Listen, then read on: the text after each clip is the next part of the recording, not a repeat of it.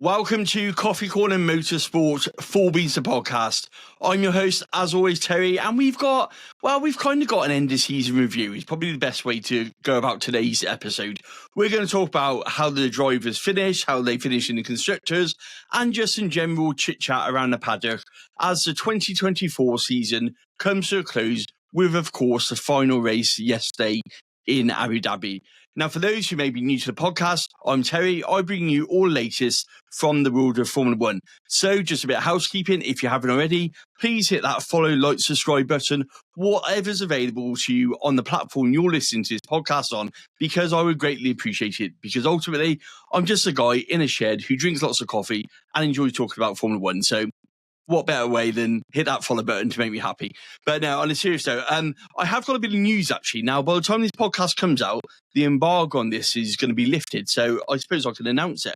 I received an email today, completely out of the blue, wasn't expecting it, to do with a podcast. And Four Beans Podcast has been nominated for a Sports Podcast Award for Best Motorsports Podcast 2025.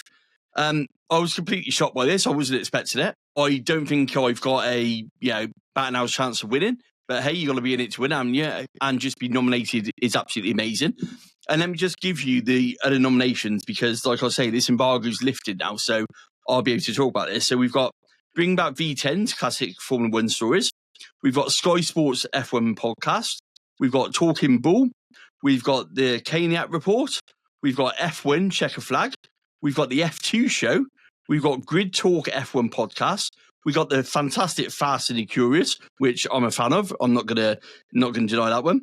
We've got Inside Line F1 podcast. We've got Pit Lane Parley. We've got the Trail and Adventure Motorbike podcast. And then we've got Coffee Corner Motorsport, Full Beans. Now, I'm absolutely stoked at this. I would never imagine this podcast will be in the same bracket as any of those professional slip productions at all. It is going to a public vote, so if you are listening to the podcast, I will make sure the links are. Please just make sure that I don't rock up at the end of December, beginning of January with just one vote. I would really appreciate it. But on a serious note, I thank everyone from the bottom of my heart who listens to this podcast.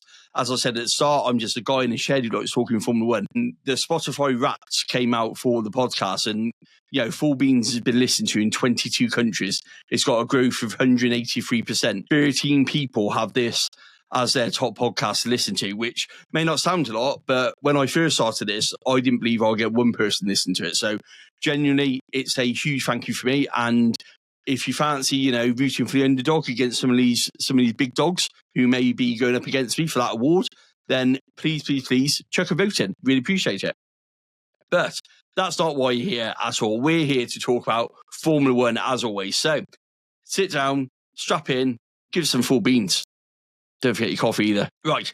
So people who follow the podcast will know I don't do race by race debriefs. It's not been my thing. It might be next year. I don't know. I've got a bit of a labour and love relationship with the podcast. I enjoy doing them. I hate editing them. And I find that I don't have enough time to record and edit. So I kind of struggle with that concept, which is why they're not as frequent as what I like them to be.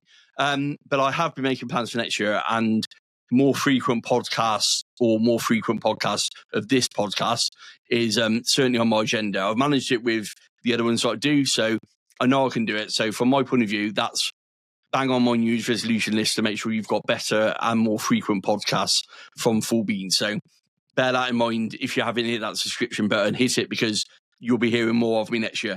But anyway, let's deep dive into the final constructors results, and we talk about the drivers along the way, because my kind of thought is if we do the drivers one by one, it gets a bit long. But if we do the constructors, we can kind of dip in and out the drivers and where they finish anyway, can't we? So starting off, no doubt, with the top, Papaya Rules McLaren. Champions for the first time since 1998, constructor champions, I should add, with 666 points. Now, they had Lando Norris, obviously, scoring 374 points, and Oscar Piastri scoring 292 points. That total of 666. Yeah, race yesterday was just dominant by Lando Norris. Obviously, Oscar had that one instant with Max Verstappen, and it kind of unraveled in front of him. But with regards to their season, for me, consistency has been key. We talked about the benefit of having two good drivers. Obviously, when we come on to Red Bull, we discuss that one. But ultimately, McLaren have won the championship by not only having a good car for a good chunk of the season, the best car, let's be honest about it, but they've also been ultra consistent. I mean, Oscar Piastri finishing every single race, every single lap, and scoring those valuable points has been the key to McLaren taking that championship. The car development since Miami has been on an upward trajectory. There was that obviously bit around rear wings and Baku, and they lost a bit of performance when they had to adjust those. But ultimately, McLaren really got their act together. They really took it to Red Bull, and actually, they're worthy winners of the Constructors' Championship, I feel. How long this Oscar-Lando relationship will last, I don't know. We saw cracks in it this season, I thought, with team orders and letting people buy, and it kind of feels like it's a ticking time bomb. And it reminds me of the, I've said previously, Nico Rosberg, Lewis Hamilton situation. You got two people who want to be number one drivers, and ultimately, you've only got one space for a number one driver. But certainly enjoy it now, McLaren fans, because that for me is the best partnership on the Formula One grid by far. Obviously, still going to be here next year, not due to be moved at all. So I'm expecting big things from McLaren. Next year's car is going to be development of this year's car. So that should set them off on a good stand, because ultimately the actual gap which Lando won by was a really comfortable gap yesterday. So you kind of hope that with the development curve they're taking, with the people they got on board, with a settled team, and the fact they're now Constructors' champions, the only way is up really for McLaren next year. And I think Lando will be disappointed he didn't mount more of a title challenge with what that car was capable of.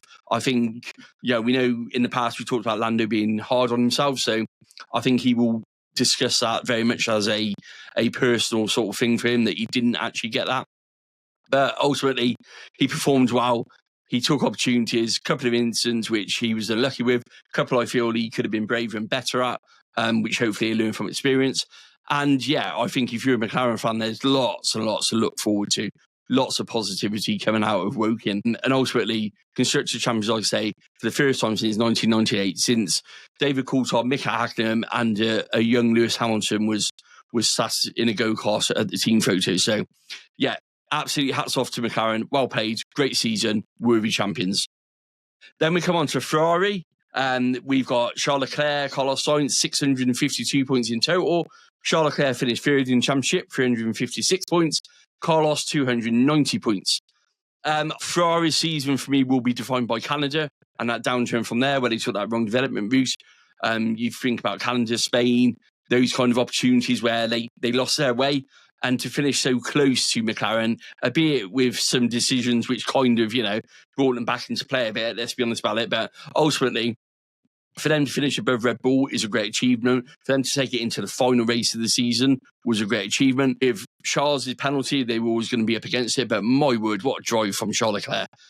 And a bit like McLaren, with next season being an evolution this season, I kind of, I'm really excited about Lewis Hamilton going. I ain't going to lie. I think Lewis and Charles could be an Oscar-Lando worthy partnership in the sense if you've got two people who can win you a championship, it might make for fireworks. It might make for the ultimate team game like it has done for McLaren. So I'm really excited about what that partnership can do. I think Ferrari got their act together.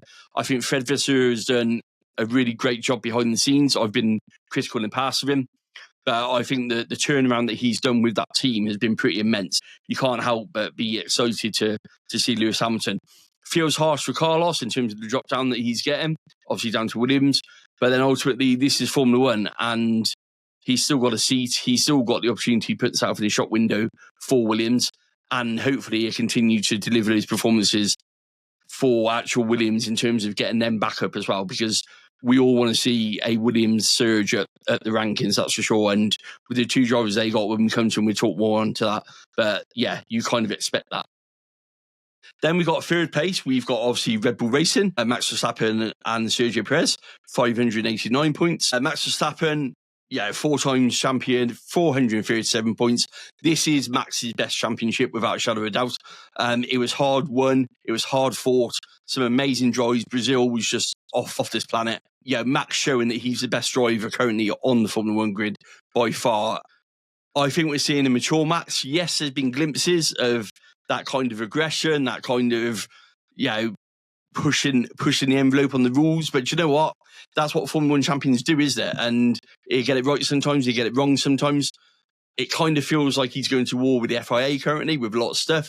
I know that he's got his punishment for swearing in Miranda as part of the awards ceremony coming up in next week or so that he's doing it there to sort of get that one off there, going into next season with 8 penalty points, probably the highest I've ever seen Max on, if I'm honest, or certainly, near one of the highest totals I've seen Max on. So he'll be bearing that in mind. He picked up 2 for that incident with Oscar as well. But then obviously, the fantastic news that he's obviously going to be a father next season as well. So we've got that. A lot of talk about Max retiring on the back of that. Kelly and Max, they've got P already, and a lot of people are saying that Max in the past has talked about retiring. He's kind of rubbished that and said that he's already a dad and he already manages and they already manage the family and it's going to be fine. So I don't think we're going to be seeing the end of Max Verstappen just yet. I think he's still got a point to prove. I think he's still got some records to go. But my word, if he stays in Formula One for another few years, he could break them all, couldn't he? I mean, like I say, this was an amazing achievement by Max. Amazing achievement by Red Bull to turn the car around as well at times. And we saw some real, ingenuity with their engineering. Who will forget the Dremel tool on the rear wing in sort of Vegas? Those sorts of things just epitomise Red Bull and the team. When they look down and out, they're not actually down and out, are they? So, for me, absolutely well deserved. 4 in a row for Max Verstappen. And you know what? If Red Bull can get their development act together next year, then you kind of wouldn't count against Max again.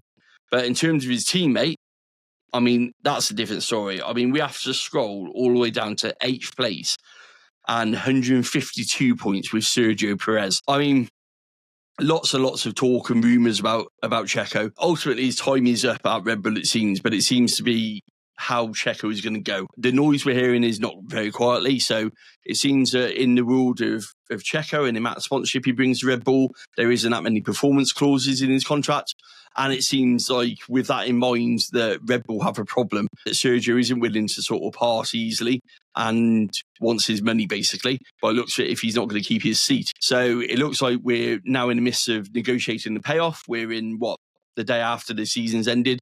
There's talk of a Red Bull announcement by the end of the week.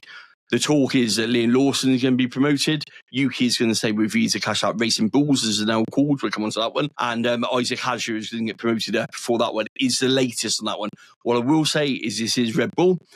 Christian Horner was spotted in Williams hospitality quite a few times over the Abu Dhabi Grand Prix weekend. Whether or not he's just trying the coffee out again, or whether or not he's trying to get a deal on Franco Colapinto on the basis of Franco's recent performances haven't quite been as good as the first few performances.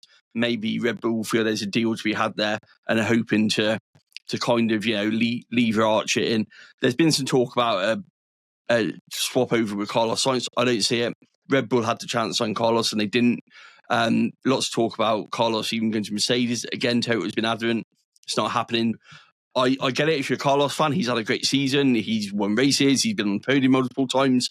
It looks like a step down to Williams. It is a step down to Williams, but ultimately that is where he currently is and where he's currently going to be. So whilst I appreciate a lot of fans trying to, shoehorn him into a better car based on his performances, bear in mind that the teams had access to his performances before and didn't take him up on that one for whatever reason.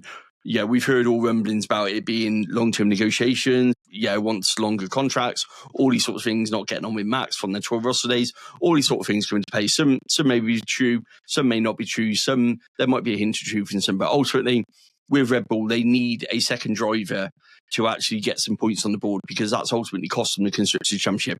We're hearing 40% hit on the staff wages in terms of bonus.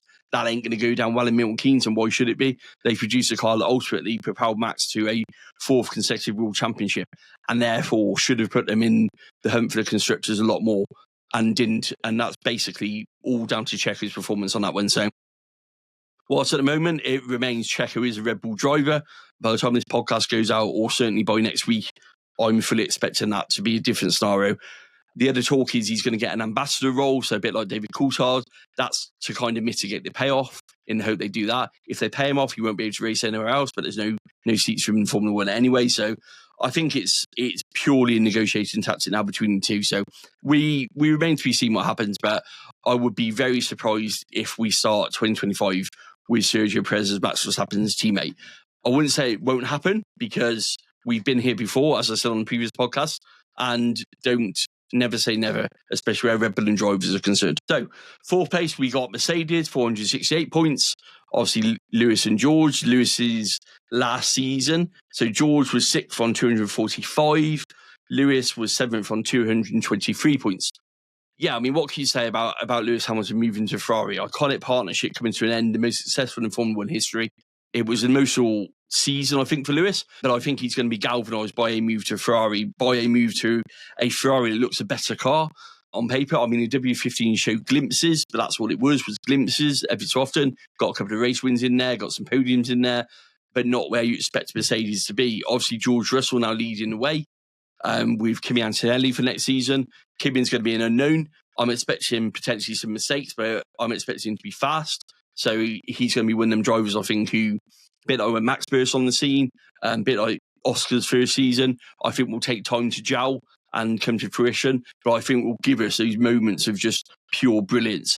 I'm excited by it. I'm excited to see what Mercedes have seen and bring that forward as well. George, I feel, he kind of feels at the moment he's going to need to do his talking on track.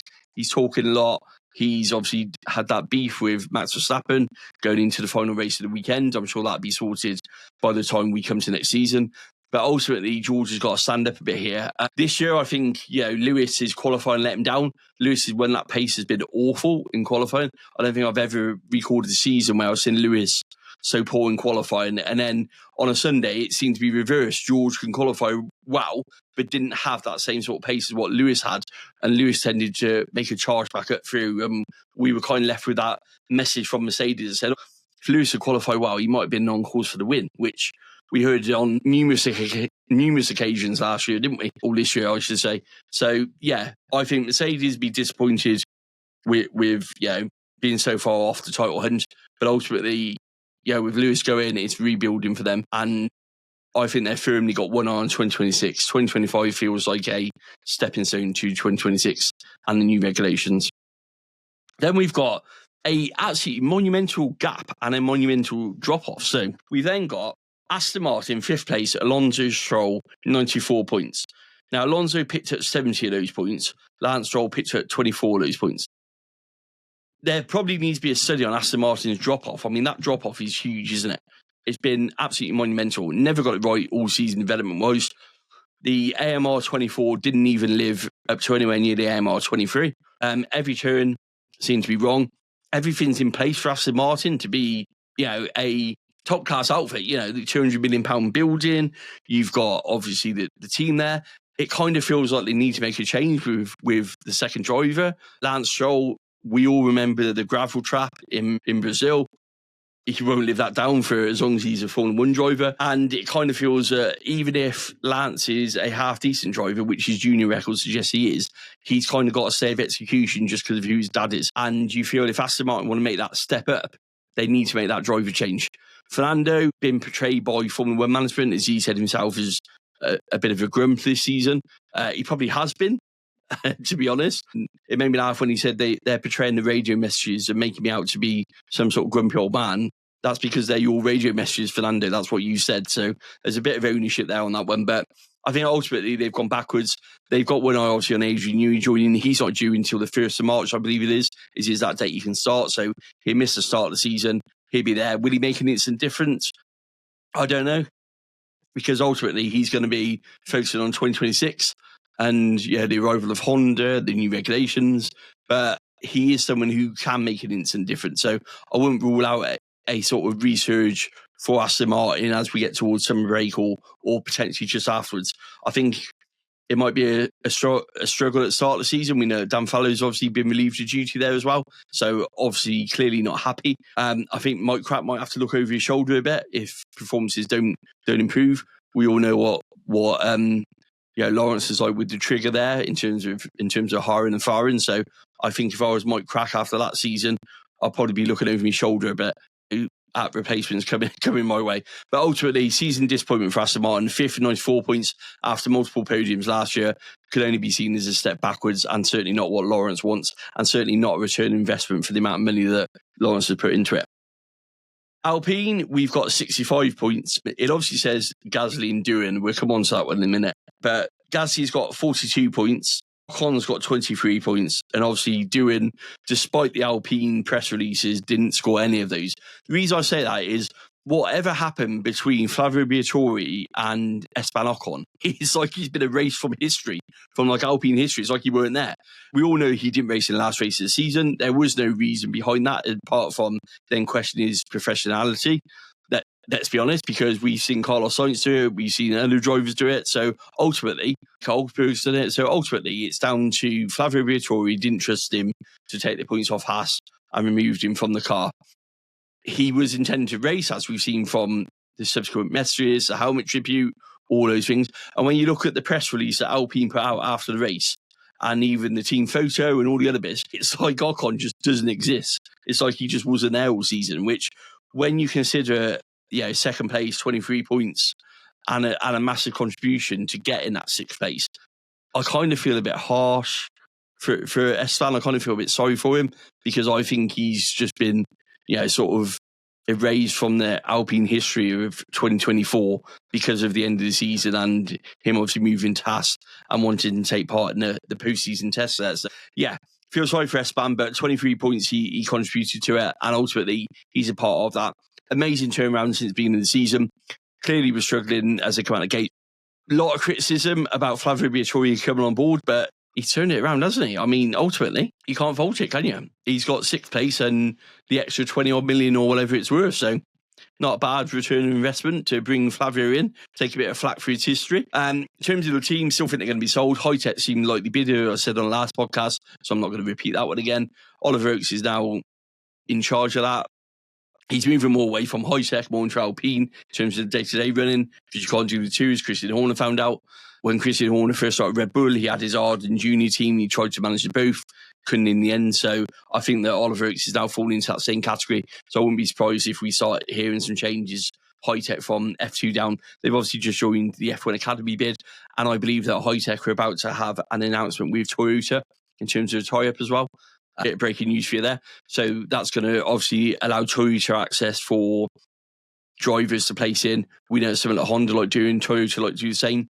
They got their technical partnership obviously with Haas as well. So it seems like in the junior series, Toyota are starting to make a move on some stuff as well, which is really good to see them. Whether or not it means a full-time return to Formula One at some point, that remains to be seen. But yeah, Alpine, sixth place, massive turnaround, huge pack on the back. The team at Enstone have worked wonders. Obviously, one more season of Alpine engines before they turn into Mercedes engines. A lot of flack from Flavio, clearly being set up for a sale. But my word, that result's going to boost their value, isn't it? Then we've got Haas. Haas, 58 points, seventh place, Hulkenberg and Magnussen. So Hulkenberg, 41 points. Whereas Magnussen, 16 points. I feel sorry for Haas. I think Haas deserves sixth place based on their season. I think Komatsu's done a great job coming in for the very popular Gunther Steiner. I think that Gunther needs to take some credit for how the team was set up, because ultimately the start of the season that Haas had, which was ultimately their stepping stone to getting a good mid-table position, was actually embedded by Gunther Steiner's development when he left in January. So I think that not enough credit's gone that way. But then I think Io Komatsu's come in and done a great job. I think he's a very different-minded team principal, obviously very engineering-based due to his background. And I think he's done a really solid job. I think, Behrman and Ocon is going to be a partnership which is going to be interesting to watch. I think they're going to miss Hulkenberg especially. I think the stability that Hulkenberg and Magnussen brought them was really good. I think it's paid dividends this season. I think their experience has paid dividends. Ocon can do the same job next year. Ollie Behrman will remain now unknown for a full season, but from what we've seen when he's been in the car, either for Ferrari or Haas, he's done well. So fingers crossed they can keep that trajectory going forward. Hopefully get into the top six. Pay dividends for that one, because I think they deserved it this season. I think they were unlucky with a few results, unlucky with the way things went. Got unlucky again yesterday with Kevin Magnussen in the race itself. So, yeah, huge pat on the back for Haas. Massive well done. Seventh place. Fantastic. Then we come on to Visa Cash App Racing Bulls. Yep, you heard it here first. Visa Cash App Racing Bulls is now the official name for VCARB. We all said it was going to be Visa Cash App Racing Bulls last year. We got told that the RB stood for Red Bull. It got abbreviated to RB. Everyone got confused. They had trademarked all the names Racing Bulls. It was on the bottom of all their literature. No one could understand why they weren't called Racing Bulls. And lo and behold, we've now heard the announcement, certainly today, that they're going to be called Visa Cash App Racing Bulls. And that's on the latest press release, so it's come from the team itself. Not officially announced, but the wording on the press release is all changed to Racing Bulls. So expect an official announcement on that one anytime soon. Yuki Tsunoda, Liam Lawson's got 46 points, but we know obviously Daniel Ricciardo was in there. So Daniel Ricciardo got 12 of those points. Liam Lawson got 4. And then we've got Yuki Tsunoda scoring the bulk of 30 points. Yuki will be doing the RB test, the Red Bull test, I should say, for tomorrow or Tuesday is when this podcast comes out. I'll come on to who's doing the rest on a bit after this one on that front. But yeah, so Yuki's doing that test. Unlucky that the Honda partnership is dwindling to, the end of its last year. They haven't got the influence they used to have, and that's shown with the fact that he's just going to be continuously overlooked. We're not expecting Yuki to be promoted up to the main Red Bull seat, even though performance-wise, you'd say that out of all of them, he's performed the best and most consistent this season. Obviously, Daniel Ricciardo, we've not heard actually anything officially from Daniel since he walked out the paddock in Singapore. Liam Lawson, who I've discussed, looks like he's going to be the one promoted up with Isaac Hadjar coming in place. So it's going to be interesting times for Visa Cash App RB because Yuki is in the final year of his contract. Honda obviously are not part of Red Bull after the 2025 season. We know they're going to Aston Martin in 2026. They normally insist on the driver as part of their deal. We've not heard anything concrete that's the same with Aston Martin, but ultimately that's the way Honda have worked since McLaren Jordan days. They insist on having the driver, so don't be surprised to see Yuki Tsunoda, if Red Bull don't keep him after 2025, taking some sort of role with Aston Martin, either reserve or obviously potentially you'd have to say Stroll seat, wouldn't you? But yeah, I think they'd be disappointed with 8th place and 46 points. They're expecting more. Share a lot of technology with Red Bull, probably evident in their struggles that they share a lot of technology because, as we found in Formula One since we started doing the sharing and stuff, when the main parent team struggles, the customer team tends to struggle as well. And I think that Visa Cash App have been a prime example of that one where they've struggled because Red Bull has struggled and they haven't got the facilities, the infrastructure, the people to find a workaround. They just have to take what's being offered to them by Red Bull. In terms of next season, they started integrating things like the front suspension, which they did at the back end of last year. Ready for this year, it's a common thing that they do. So you kind of hope that they're going to hit the ground running again before they start off with. But yeah, 46 points, 8th place. They're going to be disappointed with that one. Williams, we've got Albon and Colapinto, 17 points. Obviously, Logan Sargent was in there up into the Dutch Grand Prix. And then we've got, so Logan obviously scored 0 points. Franco got 5 points. Alex got 12 points. I think it's a season of missed opportunities for Williams.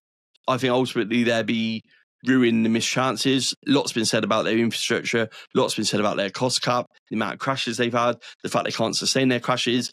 I think that's what's gone against Franco in the final part of the season. They're not all his fault. I absolutely get that. But ultimately, when you're not getting points or finishing the races, there's going to be an eye on you. And I think that Franco's value has certainly taken a dip over the past few weeks because of the results that he's been getting after such a whirlwind start. If he carried that on, then that 20 million that Williams are asking Red Bull for seems like a bit of a bargain, whereas now it kind of feels like maybe that's why Christian Horner's gone back sniffing around to say, actually, is it more like 10 now? So it remains to be seen on what they decide to do. I mean, they got 2 great drivers with Alex Albon and Carlos Sainz, but with that, those 2 drivers are going to expect a better car, better facilities, not a mismatch like we had towards the end of the season. Hopefully they keep it more on the track, which will help development, more money spent on parts, more money spent on the future. And I for one would love to see Williams back at the top. I remember the Mansell days. I remember Damon Hill, Alain Prost, all those sort of days of winning championships. Patrick Head there. And I think as a family-owned team, which I know they're not technically a family-owned team now, but they certainly were at the time, one of the most successful teams in Formula One history. Everyone wants to see Williams making a move back up the grid. Everyone wants to see it. And I think there's going to be a lot more focus on them, especially with a lineup which has got Albon and Carlos Sainz in there. I think Carlos is going to bring a lot of fans. We know the money's coming already. So for those who don't know, Carlos did his filming day today. He'll do the postseason test tomorrow. So he's been in the Williams today. Santander have been announced, so they're coming on board along with Carlos.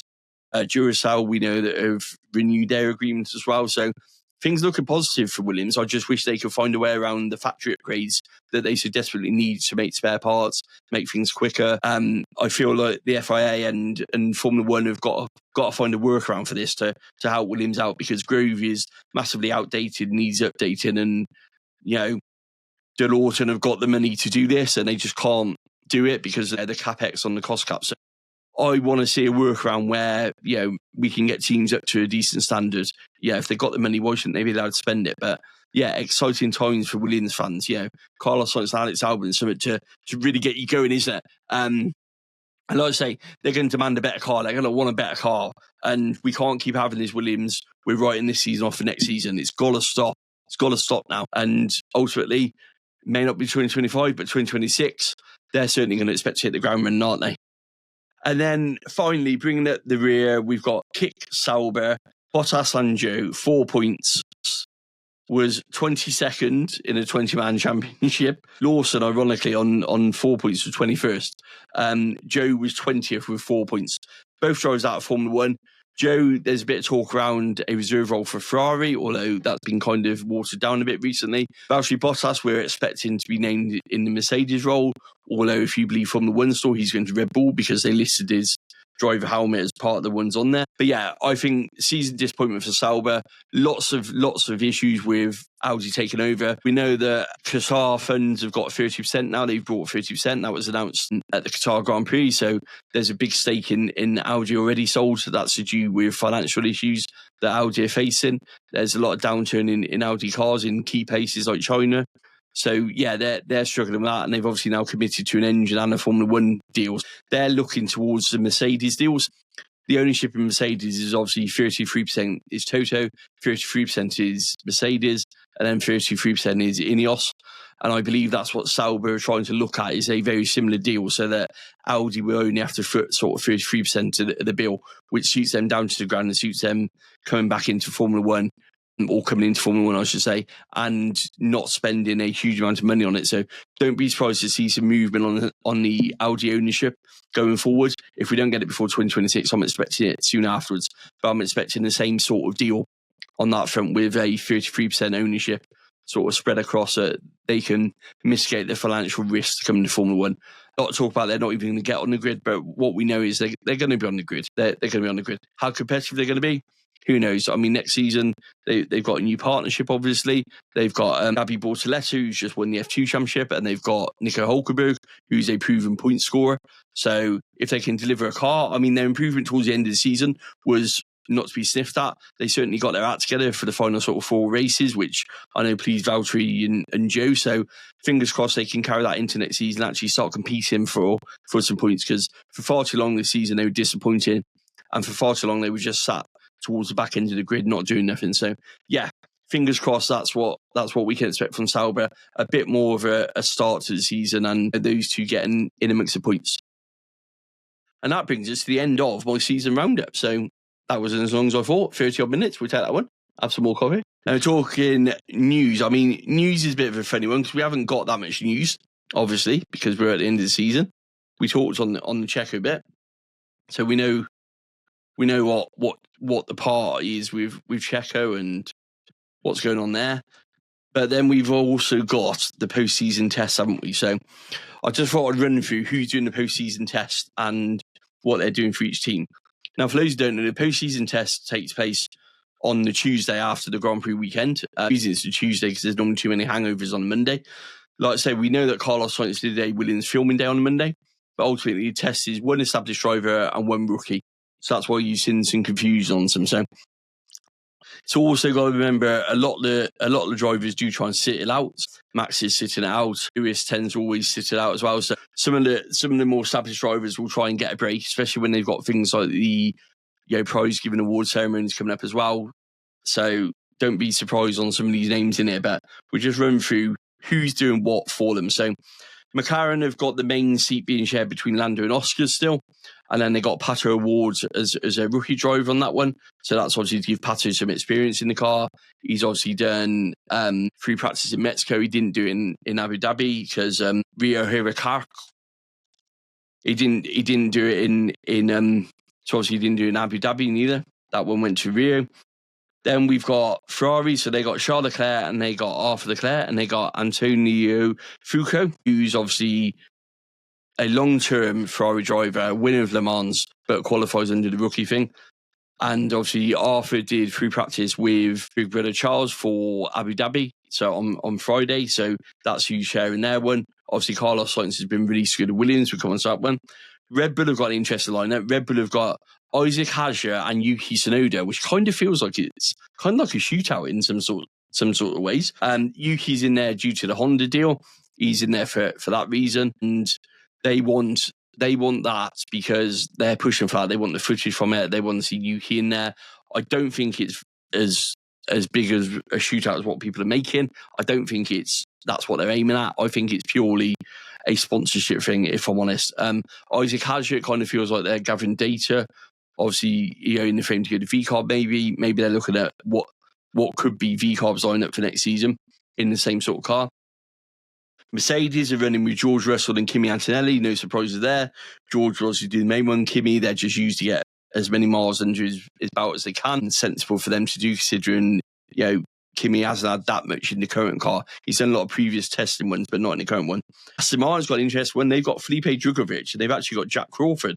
So neither Stroll or Alonso is actually taking part. But Felipe obviously did preseason testing when was it Lance Stroll was missing after his accident? I'm sure it was Stroll missing. I can't remember if it was Stroll or Alonso. Pretty sure it was Stroll. So Felipe obviously did a load of work on that one. Yeah, very established, and gets running the car. Obviously, with regards to Jack Crawford, it gives him experience in the car, part of the Young Driver Academy, and bringing him that way. Alpine have made a bit of a switch, so they're giving Pierre some time off. They got Jack Doohan to get him some experience in the car, and that means they can then free up their rookie slot for Paul Aaron, who they've actually just taken on as their reserve driver for next year. So geared towards giving both of those drivers time in the car, to be honest. That's what that one's aimed at. So Paul Aaron and Jack Doohan will be doing the running for those two. Haas have got Esteban Ocon, obviously since his departure from Alpine, so he's getting some running in. Now that means that Oliver Behrman can't run because of the rookie rules, because Ollie's no longer classed as a rookie. He's obviously participated too many Grand Prix. So they've actually gone to McLaren Reserve and obviously Toyota partner, which is Rio Hirakawa. I think I've said that completely wrong and I apologise. And don't come at me in the comments for butchering his name. But obviously the Toyota supported driver is going in there. Then Red Bull, we've got Liam Lawson, or Visa Cash Up RB, I should say. We've got Liam Lawson and we've got Iwasa. And again, that's just Honda Junior F2 race winner. They want to see what those two can do. I think it's more around just getting Liam still running in that car. I don't think they want the pressure from being in the Red Bull yet. That's why he's in the VCARB one. So it'd be interesting to see what that looks like compared to obviously, Yuki and Hadjar in the Red Bull. And then Williams are running with Carlos Sainz. Obviously, like I said, they had him today doing a filming day. Then they're going to have him getting used to the car. They're giving Alex Albon time off.